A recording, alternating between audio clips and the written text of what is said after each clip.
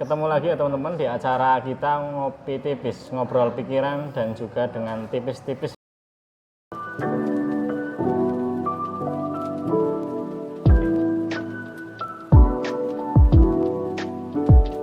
Kali ini ketemu bersama Mas Abi nih. Mas Abi, gimana kabarnya? Alhamdulillah sehat. Beliau adalah sang guru milenial nih katanya nih. Wah, kelahiran tahun berapa Mas ini? Kok mengaku milenial? Oh, oke.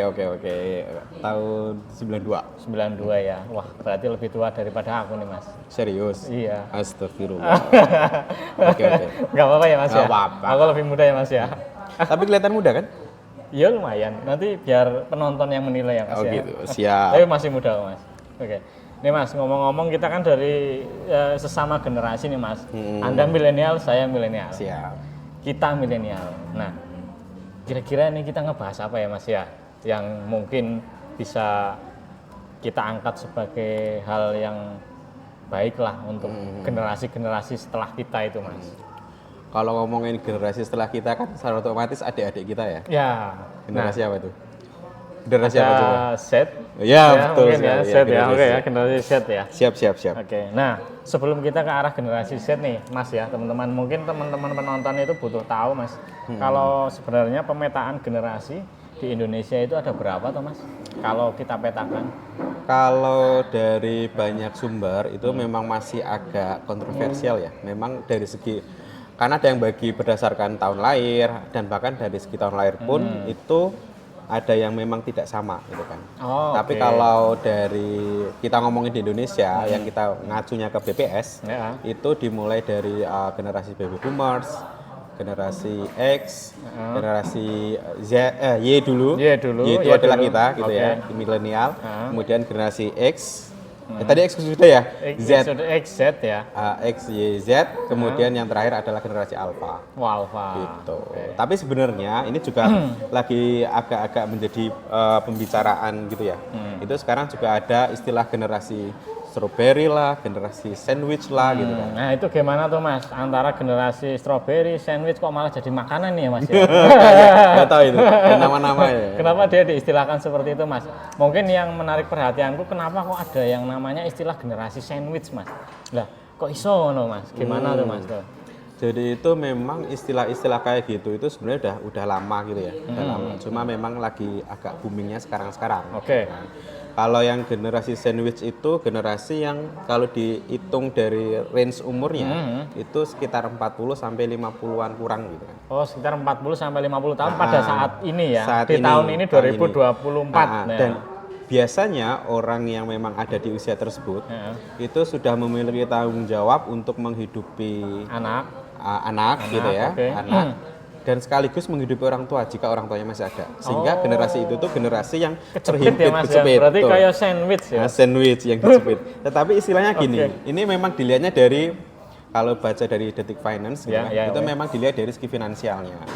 Oh, jadi ada acuan tolak ukur finansialnya. Finansial, karena dia kan harus menghidupi orang tua dan menghidupi anak. Gitu. Ketika finansialnya itu kuat, mungkin tidak masalah ya? Tidak masalah. Yang menjadi perbincangan atau menjadi keberatan kan ketika finansialnya itu dia trouble ya. Trouble, betul. Itu nanti itu bisa goyah-goyah sedikit lah nggak apa-apa.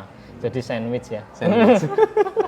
Terus kalau yang strawberry kok buah Mas ini? Kalau strawberry itu agak lucu ya. Dia itu generasi yang katanya kreatif, tapi juga lembek. Nah itu range tahunnya itu tahun berapa Mas? Istilah itu di tahun 1981 kalau nggak salah. Oh, sebelum milenial berarti? Sebelum milenial, ya. Sebelum milenial. Tapi sebenarnya itu kalau kita lihat di BPS itu nggak ada istilah generasi strawberry dan sandwich. Oh, jadi itu? Dia kalau dari data di BPS itu dia mengacunya ke baby boomers, X, kemudian milenial, Z sama generasi Alpha. Berarti mungkin dia semacam kecenderungan mungkin Mas kalau untuk strawberry itu ya. Betul sekali.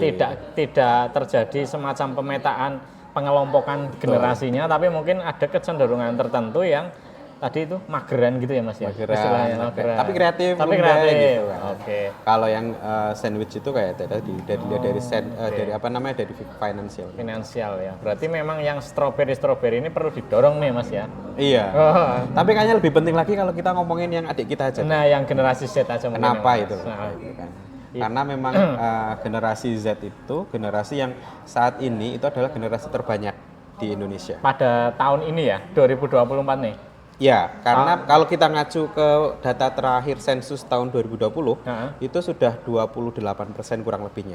Oh, 28% dari 270-an juta gitu. Sehingga kan dia potensial sekali. Dan dia nantinya akan menentukan kalau Indonesia punya target Indonesia emas, ya, dia yang akan nantinya ya. akan berperan sekali gitu kan di situ. Oke. Karena titik ini mereka baru mungkin ada yang baru mau mencari pekerjaan, mencari jati dirinya. Betul. Atau yang masih sekolah. Iya, masih sekolah lanjut, pun, ya? masih sekolah pun kalau kita hitung dari umur gitu ya, dari salah satu sumber itu mengatakan bahwa dia kelahiran tahun 97, sampai 2012.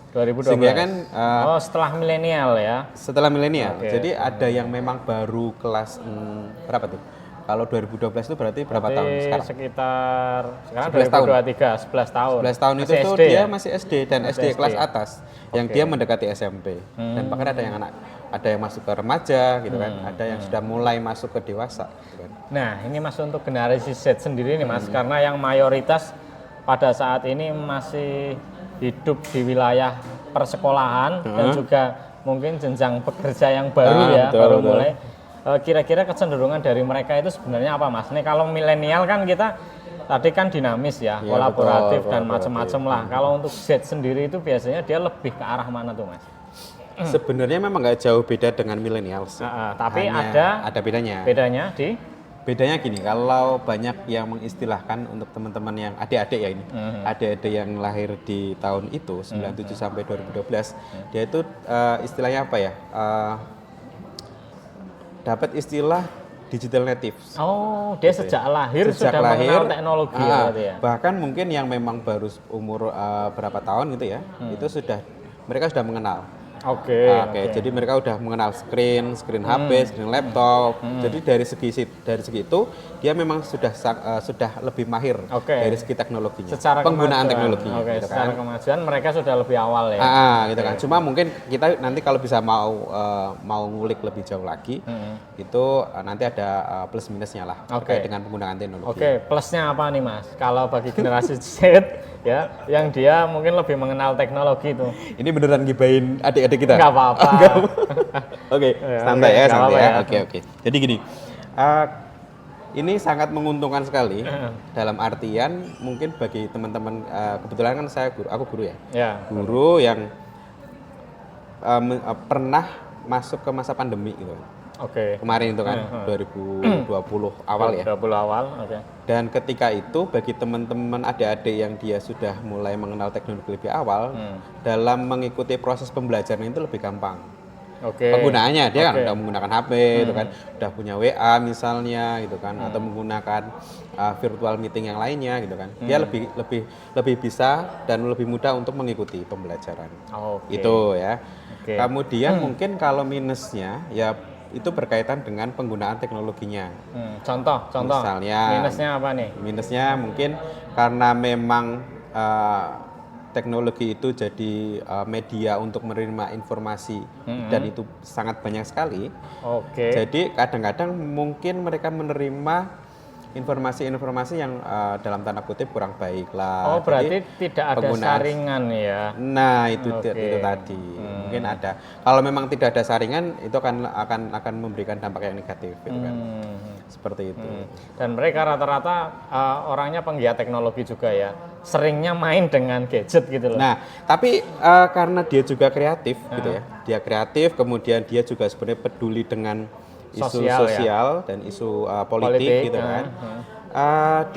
Dan suka hampir sama dengan millennials yang suka berkolaborasi gitu ya. Akhirnya keluar beberapa mungkin ada pekerjaan-pekerjaan yang memang itu basisnya adalah teknologi, digital marketing atau mungkin konten kreator gitu kan, dan lain sebagainya. Dan itu kebanyakan memang dikuasai gitu istilahnya oleh anak-anak Gen Z ini gitu ya, karena mereka lebih mengenal teknologi. Seperti itu ya. Berarti memang dia lebih juga maju di wilayah teknologi, mungkin di wilayah-wilayah industrial cocok banget ya Mas itu. Cocok banget.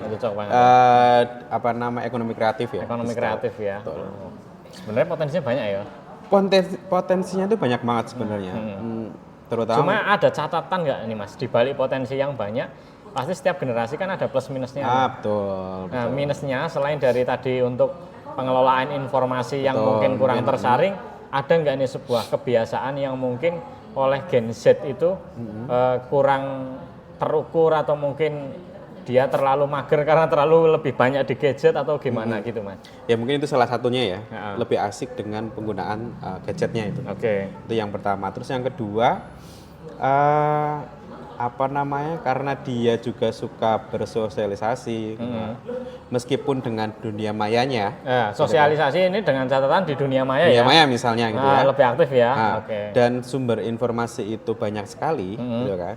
Sehingga ada istilah yang namanya dia nggak mau ketinggalan, atau istilah kerennya FOMO. Oke, FOMO. Ini unik nih kasusnya. FOMO ya. FOMO ya, FOMO gen ya. Ya, FOMO gen. FOMO gen. FOMO. Jadi mereka tuh ya kalau mereka bisa mengikuti itu ya nggak masalah. Cuma masalahnya kalau dia kepentok dengan mungkin dari segi ekonominya kurang finansial nggak bisa mengikuti, nah itu jadi masalah tersendiri gitu kan. Yang nanti rentetannya mungkin banyak banget gitu kan. Itu yang pertama. Terus mungkin juga yang kedua, ya kan yang pertama FOMO. Terus FOMO ini apa ya Mas? FOMO. Aku sebenarnya sedikit tahu. Cuma siapa tahu kan teman-teman penonton ini perlu penjelasan. FOMO itu kan kayak semacam hal yang ingin terus bertumbuh untuk maju kan sebenarnya. Betul. Atau gimana nih? Kalau FOMO itu singkatan dari fear of missing out gitu. Jadi dia intinya takut nggak bisa ikut-ikutan temennya. Dia takut ketinggalan istilahnya seperti takut itu.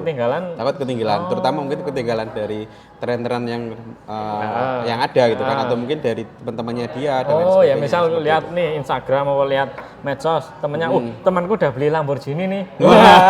Nah itu tadi FOMO itu. Nah sedangkan mungkin ya bagus kalau ya pola pikirnya, cuma kan ada realistik bahwa mungkin finansial seseorang kan juga berbeda-beda gitu kan. Ya akhirnya nanti kalau dia nekat bisa hal-hal yang negatif bisa dilakukan. Tapi ya sebenarnya tidak sejauh itu juga gitu kan. Nah, mungkin yang pertama ya FOMO.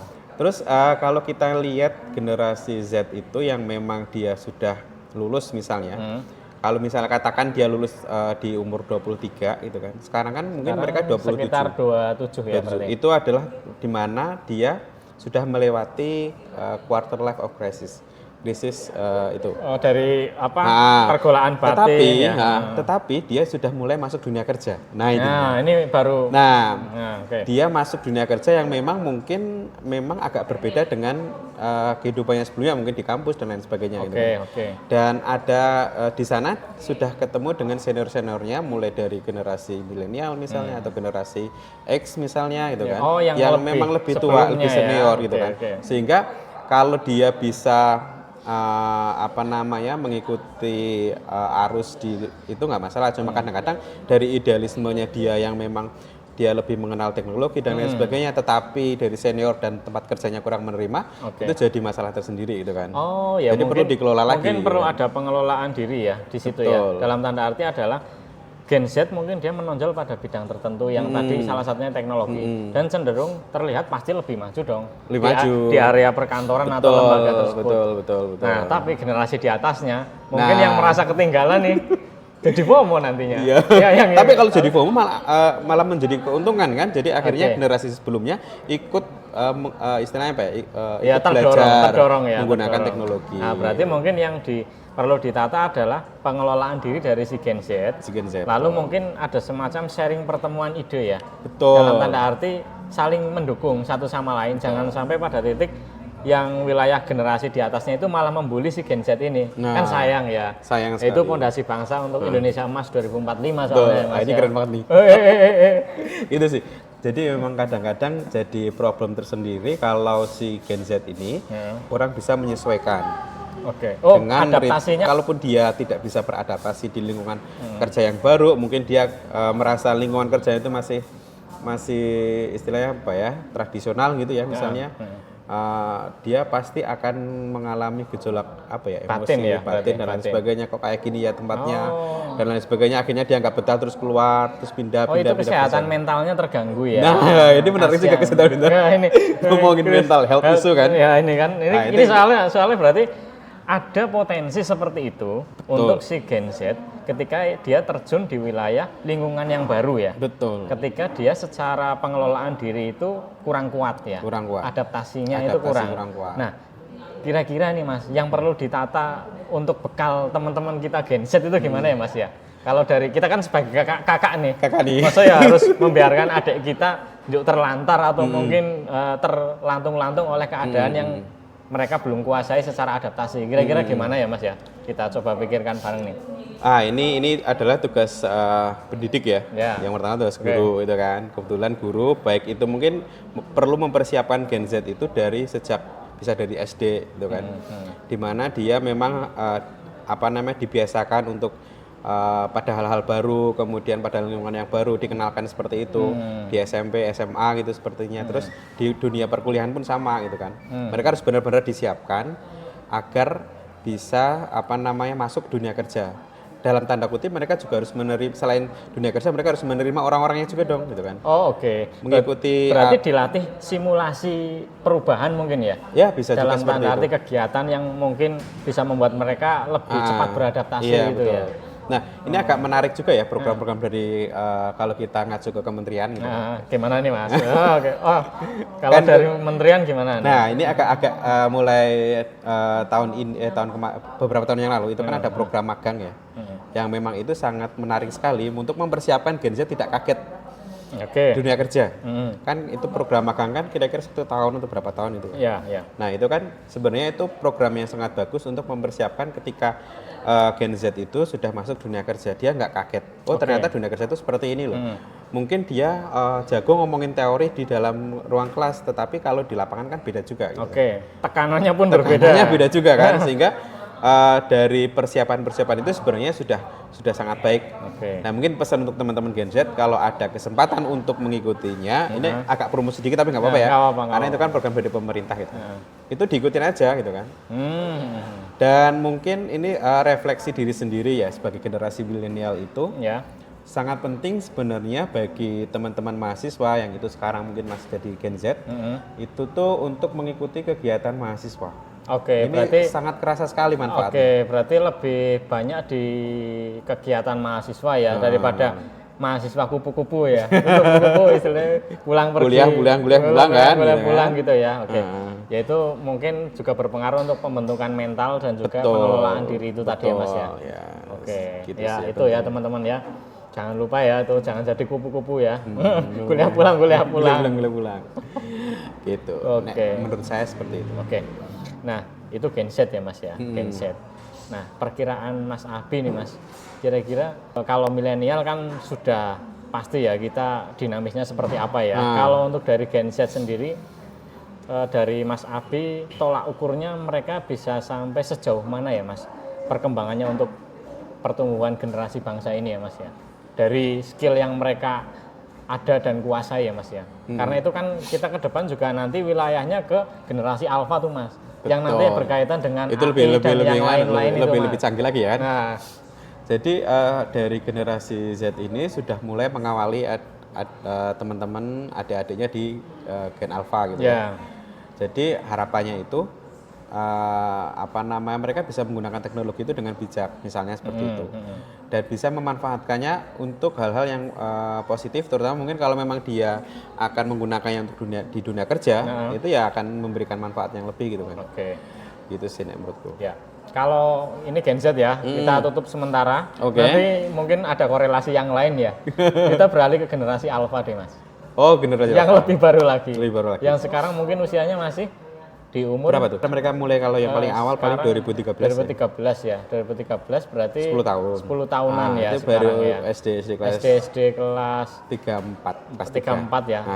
SD awal ya berarti ya. Nah, itu gimana tuh Mas kalau dari generasi Alpha Mas? Kecenderungan mereka itu seperti apa kira-kira itu? Dibanding Z lah yang terdekat dulu. Kalau jelas mereka sudah sama dengan Gen Z, sudah lebih istilahnya apa ya?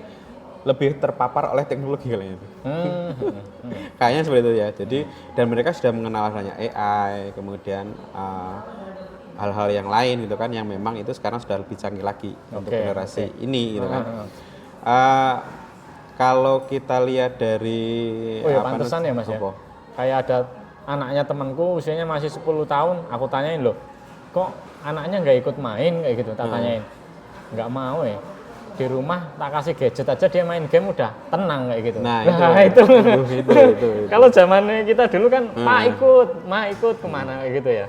Nah itu emang agak-agak gimana gitu ya kalau misalnya. Sebenarnya baik juga kita mengenalkan teknologi untuk anak gitu kan. Hanya saja jika kebutuhan belajar si anak itu kan tidak hanya, kalau kita lihat dari kebutuhan belajar anak nggak hanya dari segi teknologi gitu. Anak perlu berkembang di sosialnya dia gitu kan, main dengan temannya gitu kan, atau mungkin berinteraksi dan lain sebagainya, itu kan lebih penting juga. Lebih penting juga ya, karena usia-usia dini ya. Usia dini gitu kan, menurutku gitu sih, karena dia masih kelas berapa? Kelas 3, 4. Kelas 3, 4 itu kalau ngomongin dulu aku main sepak bola Mas, main layang-layang gitu kan. Itu malah sebenarnya lebih kalau menurutku sih ya lebih baik seperti itu sih. Oh iya. Soalnya untuk membentuk diri mereka sebenarnya ya, bersosial, terus nanti istilahnya ketemu teman-teman baru gitu. Jadi itu intinya gini, itu udah kalau masalah teknologi itu mereka udah jago lah, intinya udah jago gitu kan. Tinggal PR-nya adalah fasilitas sudah dikasih orang tua. Kegiatan-kegiatan yang mungkin offline gitu aja ya. Nah, itu kan lebih penting. Ya, apalagi kalau kita ngomongin filosofinya Ki Hajar Dewantara ini kan. Nah, ini gimana tuh? Yang memang mereka itu pada masa Wirogo. Nah, Wirogo itu masa Wirogo itu adalah masa-masa di mana dia mulai mengolah belajar dengan menggunakan tubuhnya, misalnya dengan bermain, mengeksplorasi. Jadi kegiatan-kegiatan outing itu sangat penting sekali, gitu kan? Baik itu di sekolah dan mungkin juga di rumah juga. Oh, itu berpengaruh ya nantinya di usia-usia remaja dan dewasanya nanti ya. Karena itu adalah tahapan yang memang harus dilalui si anak itu sendiri, gitu kan. Tuh begitu ya teman-teman. Wah, keren ya ini dari gen. Kalau yang generasi alfa mungkin lebih ditujukan ke orang tua dan guru ya. Karena mereka yang lebih yang sudah lebih dewasa ya. Lebih dewasa dan menjadi fasilitator untuk si anaknya, si muridnya gitu kan. Berarti lebih ke gimana caranya si orang tua dan juga si guru untuk mendidik anak-anak si generasi alfa itu tadi ya. Betul. Yang sekarang masih berumur 10 tahun ya di tahun 2024. 10 tahun ya minimal 10 tahun ya. Pas 34 SD ya. Kelas 34.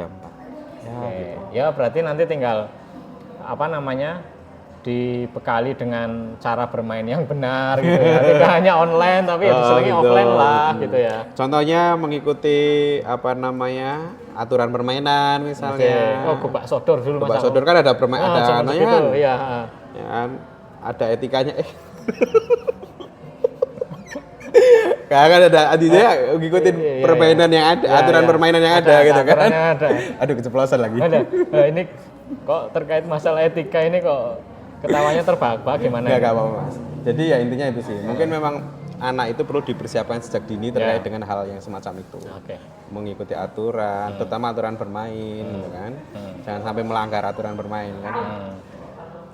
Merugikan orang lain intinya. Nah, ini Masnya kan sudah berpengalaman di wilayah pendidikan atau guru milenial ya Mas ya. Untuk perkembangan ke depan Mas. Kira-kira ada bocoran-bocoran apa nih Mas? Bocoran apa nih? Terkait sistem pendidikan di Indonesia lah. Itu agak-agak berat itu ya kalau ngomonginnya di penghujung seperti ini gitu ya.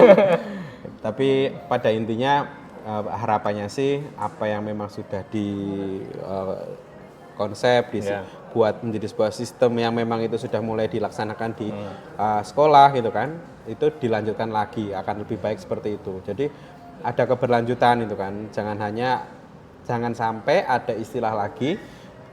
Ini yang istilah sering muncul di teman-teman guru gitu ya. Misalnya ganti menteri, ganti kurikulum, itu kan agak-agak gimana gitu kan. Program 4 tahun mengagetkan. Sehingga kita kayak kayak karyawan SPBU itu loh, mulai dari nol lagi. Gitu kan. Jadi harapannya ada keberlanjutan. Karena memang kalau ini agak-agak istilahnya apa ya? Dilihat-lihat gitu ya. Di kurikulum yang memang sudah digunakan di sekolah itu cocoklah untuk digunakan untuk saat ini menurutku seperti itu. Oke, berarti yang jelas adalah perlu ada keterlibatan pemerintah Betul. terkait sistem tersebut dengan cara keberlanjutan ya, atau mungkin tongkat estafet gitu ya Mas ya. Nah, karena gini nih, kalau kita ngomongin Gen Z gitu kan, generasi-generasi itu kan erat kaitannya dengan pengelolaan sumber daya manusia, yang mana itu lebih besar dikelola oleh dunia persekolahan, perguruan tinggi gitu kan, yang mana mereka juga membutuhkan kurikulum yang bagus juga gitu kan, sehingga harapannya dari rencana-rencana gitu kan, dari kurikulum yang sudah ada itu tetap dilanjutkan. Oke. Tuh, jadi sangat penting sekali untuk hal itu. Berarti ada keberlanjutan kurikulum ya. Iya, itu seperti itu. Mungkin dengan penyesuaian, tapi tidak hilang total gitu ya Mas ya. Iya, dari sebelumnya. Kalau hilang total nanti kayak terhapuskan secara massal gitu ya Mas ya. Kayak SPBU lah, mulai dari nol. Dan itu generasi loh, bukan berapa orang RT ya. Padahal gini, teman-teman ini sedikit curhat gitu ya, teman-teman guru di lapangan itu tuh baru mulai menyesuaikan dengan kurikulum yang baru ini. Oke, gitu itu gimana? Ya memang istilahnya apa ya, banyak tantangan sih dihadapi teman-teman. Karena memang kurikulum sebelumnya itu kita menggunakan kurikulum 2013 dan saat ini mereka menerapkan kurikulum merdeka yang itu bertahap. Bertahap itu misalnya untuk SD gitu ya. SD itu kan ada mereka 6 tahun gitu kan. Nah, di tahun pertama penerapan kurikulum merdeka itu hanya berlaku untuk kelas 1 dan kelas 4. Tahun kedua kelas 1, 2, 4, 5 dan tahun ketiga 1, 2, 3, 4, 5, 6. Nah, coba bayangkan misalnya. Kita baru selesai nih periodenya, dalam artian periode pelaksanaan kurikulum misalnya dari kelas 1 sampai dengan kelas 6. Ganti lagi. Kan ulang lagi dari awal. Dari nol ya. Mulai dari nol lagi. Kita harus menyesuaikan. Anaknya baru merangkak-rangkak kayak gitu. Kurikulum. Ganti lagi. Jalan lagi. Gitu kan. Kita kan berarti perlu penyesuaian. Dan penyesuaian itu juga nggak mudah juga gitu kan di lapangan. Pasti banyak sekali tantangan yang dihadapi teman-teman guru gitu kan. Ya karena kita ini berbicara satu generasi ya teman-teman. Bukan satu atau dua orang. Oke, mungkin dari kita cukup sekian ya teman-teman perbincangan tentang generasi ya teman-teman. Tentunya erat kaitannya dengan kehidupan sehari-hari dan juga lingkungan kita. Semoga untuk adik-adik kita ya dari generasi Z dan juga Alpha ya. Semoga tetap bisa menyesuaikan diri, beradaptasi dengan lingkungan dan juga bisa menyokong fondasi untuk Indonesia Emas di 2045 ya. 2045 ya, benar ya? Apalagi tahun 2030 itu bonus demografi itu. Wah, 2030 itu tadi belum disinggung ya. Mau disinggung? Enggak usah. Next time aja. Next time ya. Oke. Sampai ketemu lagi di acara Ngopi Tipis. Jangan lupa tetap berusaha ya dan tetap semangat teman-teman. Gen Z, Gen Alpha, jangan lupa tetap beradaptasi.